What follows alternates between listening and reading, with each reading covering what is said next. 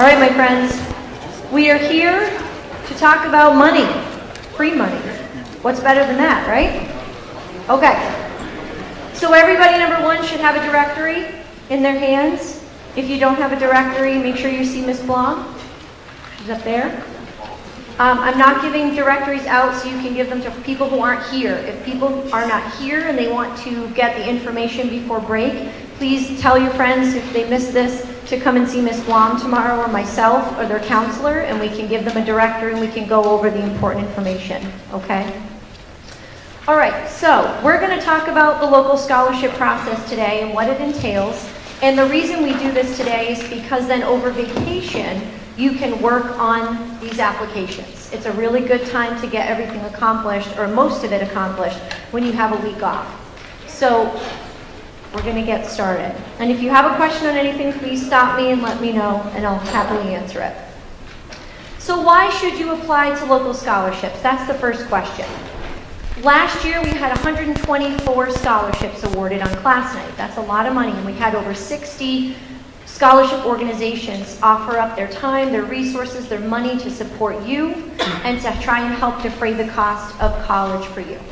Now, some of the scholarships are hundreds of dollars, some are thousands of dollars. It depends on the fundraising for some of the organizations. Some scholarships will be the same amount every year. But again, this can help with tuition costs, with textbooks, school supplies. There's a lot of things that you can use this money for. So we hope that you will all apply for scholarships, and we're glad to see you all here. So let's talk about how to apply, because that's the most important thing, and there is a process that you need to follow. There's deadlines you need to be aware of. So here we go. So the first step is to review the directory. This is going to be a critical document for you. This is the document that you need to keep with you. Don't mark it up with pen all over the place. Keep it in a safe place. Use pencil because you're going to be making adjustments to it. But this is really going to guide you through the process. The first thing you really need to do is look at the criteria and the requirements of all of the scholarships. So as you can see on the second, third pages, here's where all the scholarships are listed. Okay, you have 3 pages of scholarships. For example, you'll see the name of the scholarship, the criteria of the scholarship, which means who are they looking for, and then there is the requirements for that scholarship. So for example, the Brookfield Lions Club, you have to be a Brookfield resident.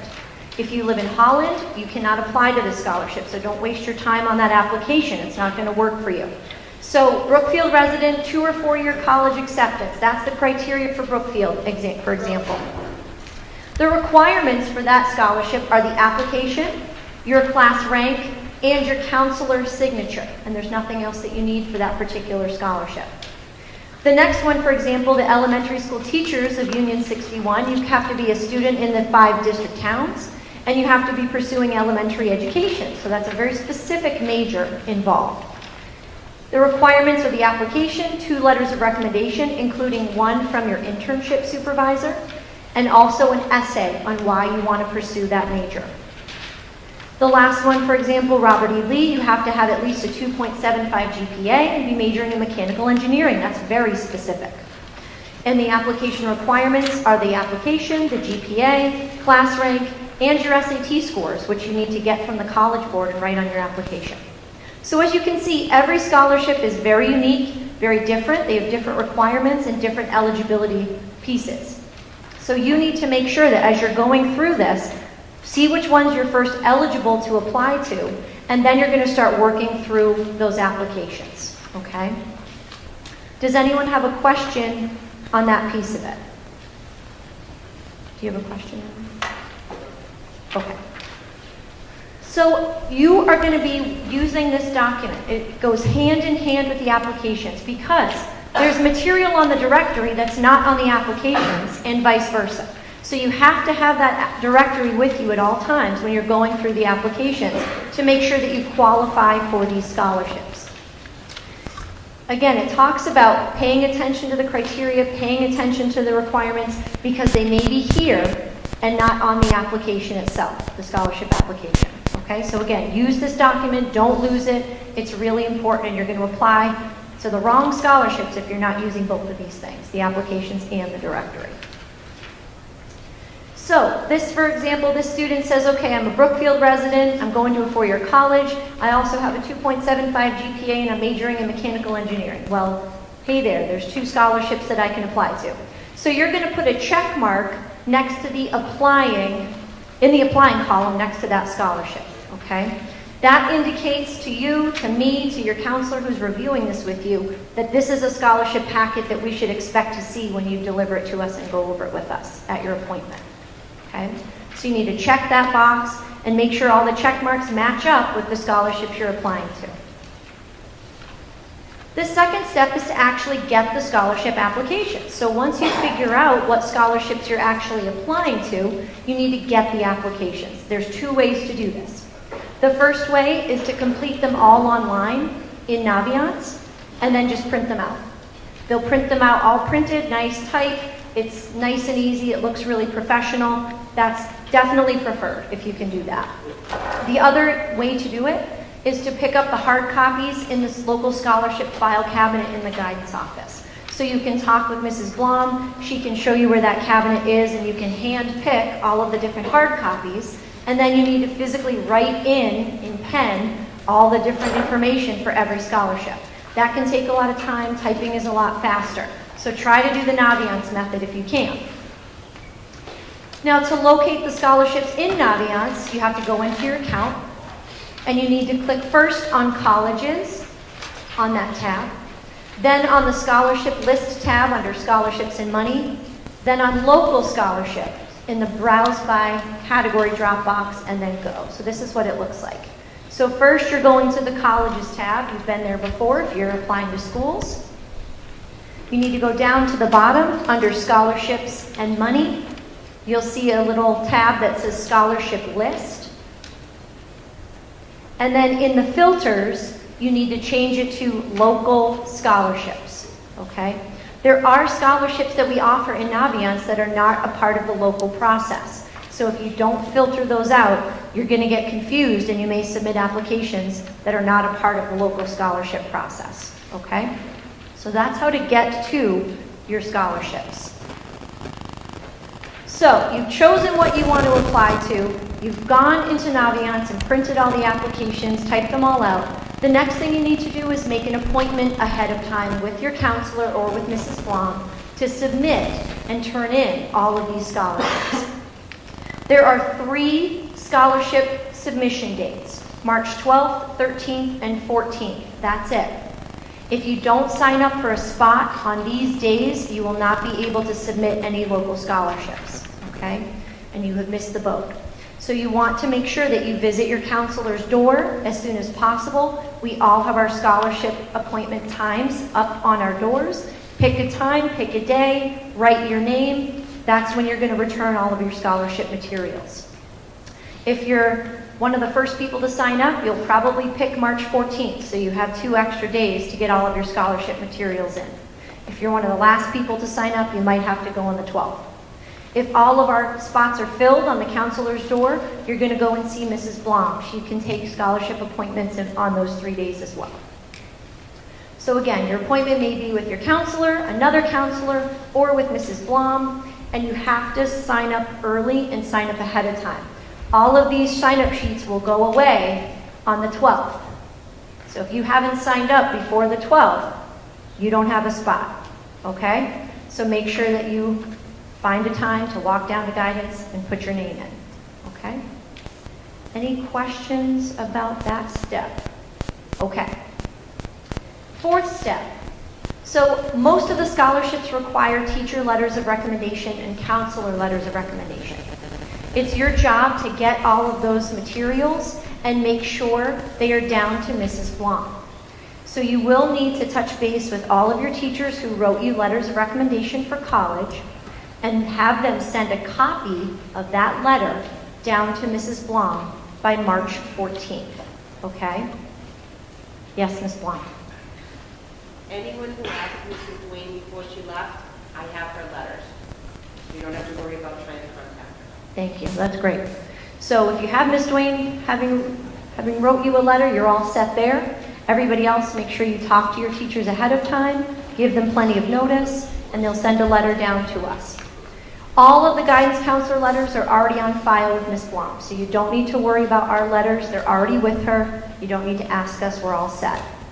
But it is your responsibility to check in with Ms. Blom before the 14th to make sure that all of your letters are on file with her. If you check in on the 14th and the letter's not there, and the end of day comes and you haven't tracked down that last letter, you might not be able to apply to those scholarships because you don't have enough letters of recommendation on file. So it is very important that you do this step ahead of time.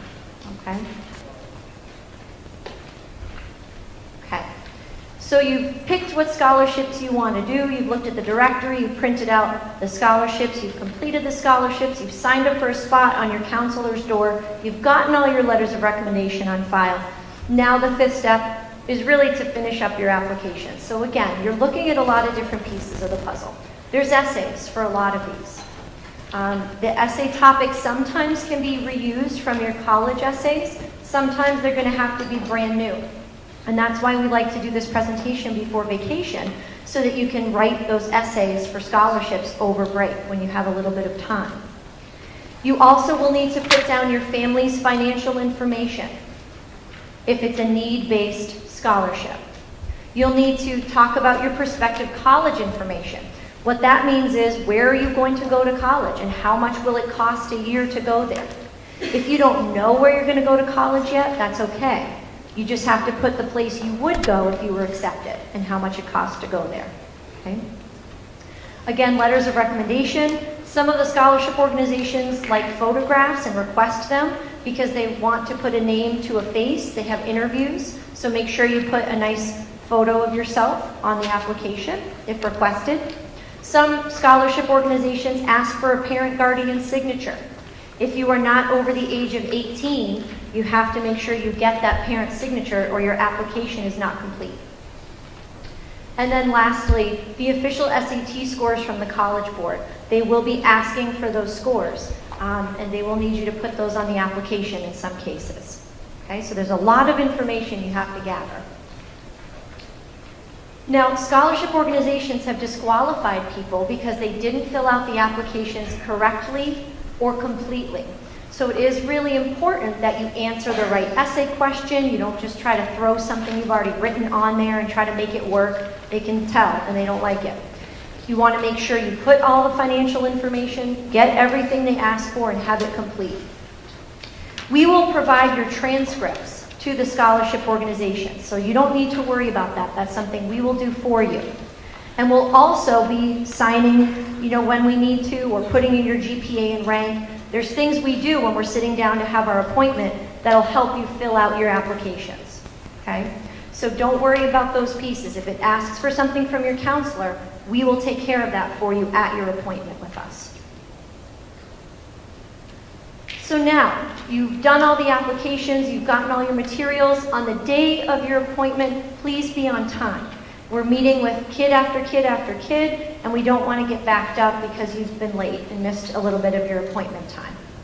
Please also make sure that you have everything completed with everything that you need. All the signatures, the essays, the photos, everything needs to be organized and together for each scholarship. Please don't make us search for things. Don't grab something out of your backpack because you didn't put it with your application. Make sure it's all in order and all organized and complete. And no application materials will be accepted after March 14th, okay?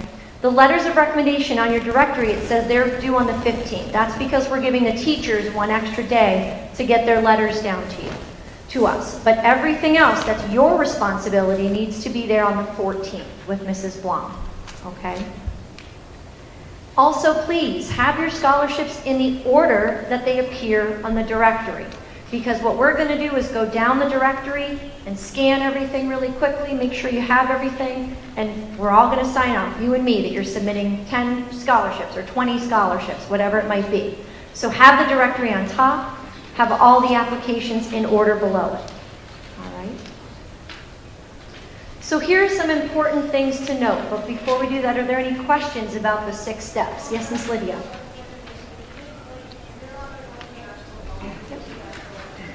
So there are some scholarships that, yes, do require letters of recommendation. So you will need to get some somewhere. Okay, good question. Any other questions? Okay. Yes, Iris.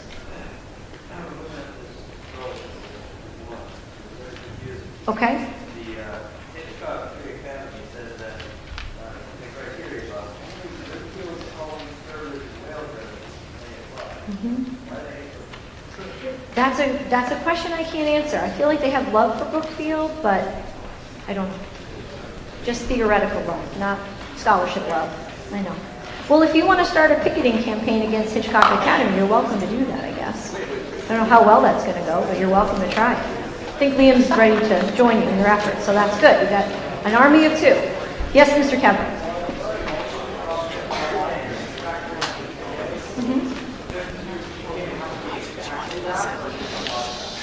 So it has to be above in most cases, yes. I don't know of any that say you have to have an exact GPA. That's usually a minimum. Yep. That would be a minimum GPA. Yep. Good question. Any other questions about those first pieces of the puzzle we talked about? Okay, so let's move on to some important things. So some scholarships are need-based, some are merit-based. The need-based scholarships take into account your family guardian's financial information, okay? Other scholarships are merit-based, and they're not going to ask you anything about your family's financials, okay?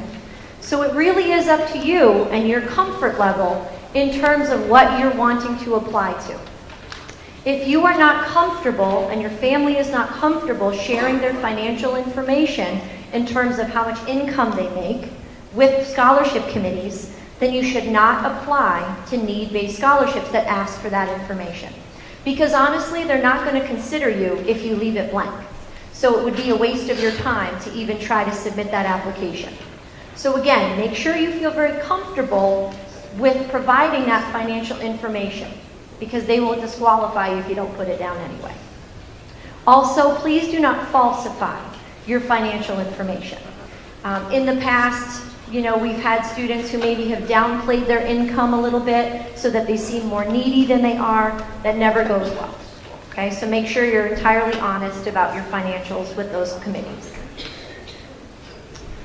Scholarship committee, scholarship requirements. So again, we often have a lot of kids who are trying to take a shortcut, and they're trying to just submit a college essay that they wrote or an essay from AP Lang or something onto these scholarship applications because they don't want to write something from scratch. The scholarship committees will disqualify you if the topic doesn't match your essay. So make sure you're writing for the prompt, and if you have to create new essays, you got to do that. Also, not all of the essay prompts are on the directory. Sometimes you'll have to look at the scholarship application to find that essay prompt. Sometimes it is on the directory. Again, you're going to have to look at both things, the directory and the applications, to make sure you understand what the essay prompt is. Some scholarships, again, will ask for the name and the tuition, how much money it costs to go to that school that you're planning on going to. Again, if you haven't made a decision, that's okay. If you don't know you're going off to BC, that's fine. But if you're hoping to go to BC and if you get accepted, you will go there, put that college's information. They just want an estimate. Any questions on these pieces so far? Okay. There's also a wonderful thing called the Tantasqua Internal Scholarship. You'll see it on the directory, and it functions like the Common App. Basically, this is one application that gives you access to 11 scholarships, organizations, and some of those scholarships give out 2, 3, 4, 5 scholarships. It's always surprising to me how many kids don't apply to the Tantasqua Internal Scholarship because it's probably the easiest one you can do. Every kid here qualifies. It's one application, and you can really make some good money from those 11 organizations. They do give away a fair amount of money. So I would recommend that everybody does the Tantasqua internal application so you can take advantage of all of those scholarships that are in there. Guidance counselors and teachers, we sit around, we look at the applicants, and we all make a decision as to who wins those scholarships. So if you've been extra nice to your teachers and guidance counselors, it's always a good thing. Okay? Do I want what? Oreos? I do? Yeah, sure. Okay.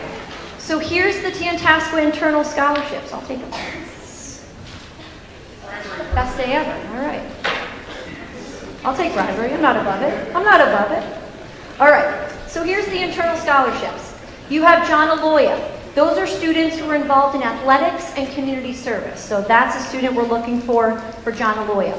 Balfour is all about self-improvement, overcoming adversity, community service. If you have struggled in high school but have overcome some kind of adversity, that could be you. We're not just looking for 4.0 kids who have never, had a misstep.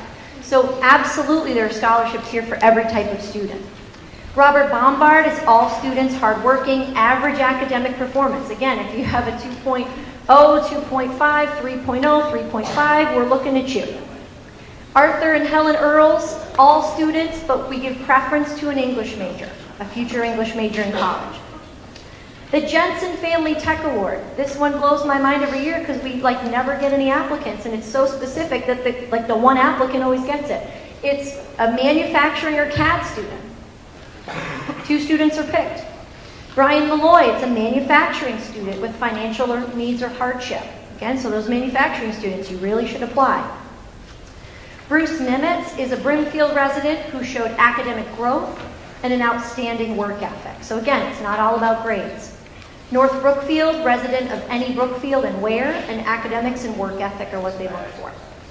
Southbridge Credit Union, they give 1 to an academic student and 1 to a tech student. Tantasqua NHS, they give 1 to 1 member and 1 non-member and look at service to school and community. Tantasqua StuCo, they look at the members, years of service, contributions to StuCo, academic performance, service to school, and financial need, and they're going to give 5 scholarships away. So again, there's a lot of opportunity within the internal scholarship for folks to get some money.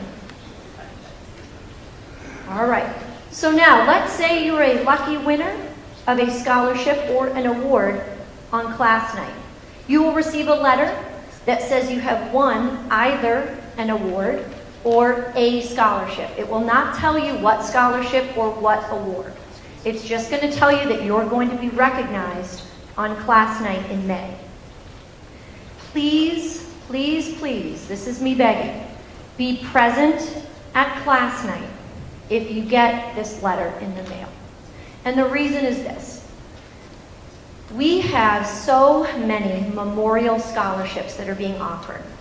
These are for former students here who died tragically, died young, families who, really care about the Tantasqua community and want to give back in memory of a loved one.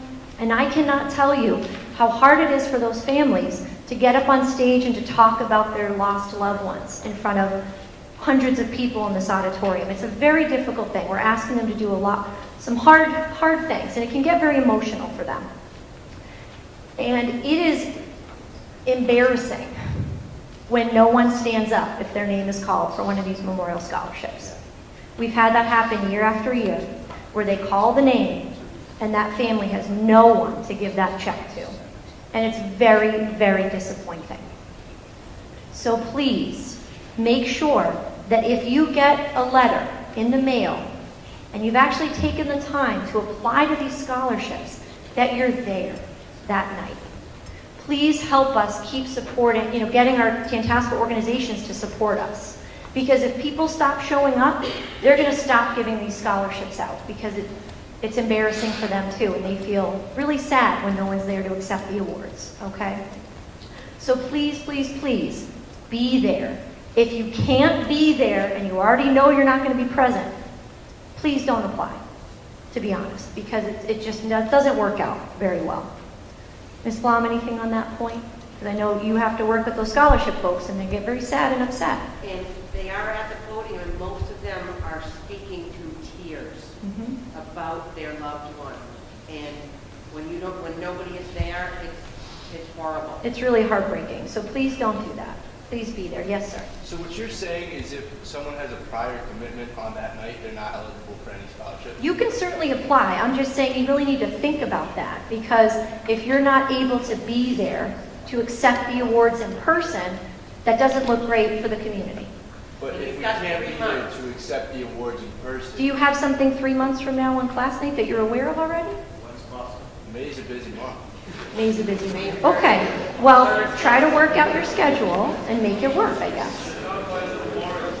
Or you can not apply to the Memorial Scholarship. That's a great way to think about it too. Okay? Think about your schedules, I guess. That's an important thing to think about. Along that note, in terms of consideration for other people,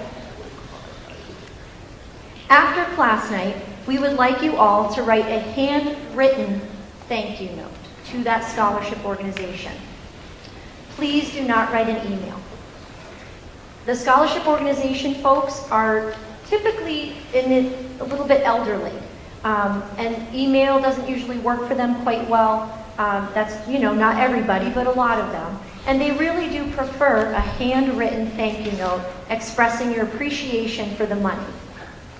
So we expect that, again, if you're applying for scholarships, that you're prepared to write a handwritten thank you note to that organization, thanking them for the money and telling them how you're going to use that money.